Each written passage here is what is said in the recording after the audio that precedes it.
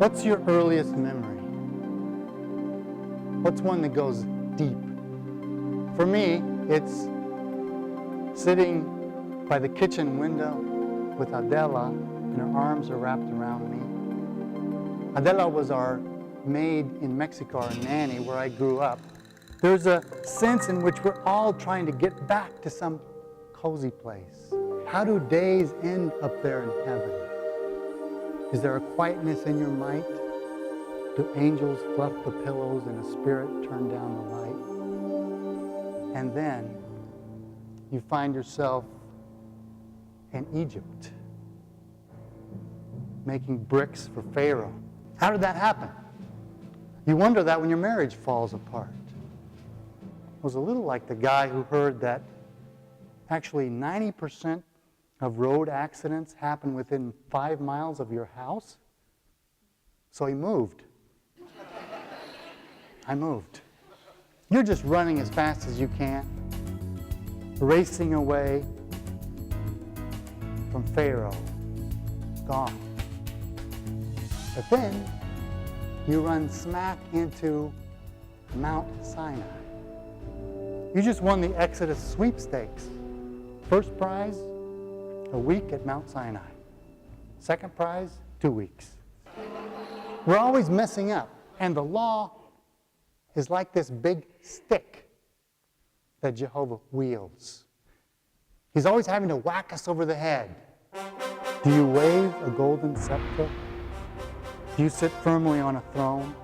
Do you find yourself presiding over tidy castle quite alone? There's another sovereign keeping watch in the sky. I couldn't relate to this idea of the great sovereign on his throne. Didn't resonate with me. But here's the thing. You may not get the issue of who's on the throne, passes by you, but that doesn't keep it from playing out in your life. And it was a sweet mother-daughter scene, tender, until I realized that what Lori was doing was checking the girl's arm for needle marks, trying to find out when she last used heroin. You know what an idol does? An idol gives you a blank stare. An idol doesn't talk back. I should have known better because of Adela. Idols were about the only thing that carried weight in Adela's world. She grew up in a culture where saints were honored in candlelight, given offerings that the street dogs devoured in secret. Joel throws a plague of locusts at us. Ezekiel shows us a valley full of dry, dead bones. I've been running for my life away from a disastrous marriage, sucking in the freedom. For the first time, I actually looked back and saw what was left behind. From the dark prophets, they hear the breaking of a covenant, smell the incense never sent, and slowly in their vivid senses, we grow a capacity to lament. There are promises we've broken that stood as centuries in the dark. There are vows we should have held as closely as a law written on the heart. The children's photo albums.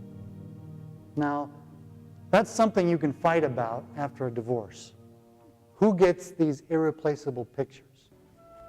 Gather around me, august elders, experts in what to forbid. Your professor of the kingdom is this runny-nosed kid. And I had to tell God, I am so tired of being angry. And I would like love to be at the center of my life, not anger.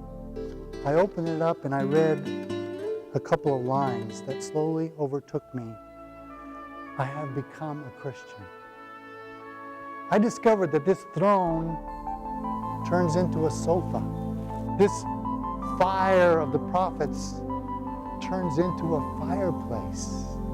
This big stick turns into letters. After all my wondering, after all the ways I allowed love to fail, I've got a sofa, I've got a fireplace, and I've got mail. Isn't that home?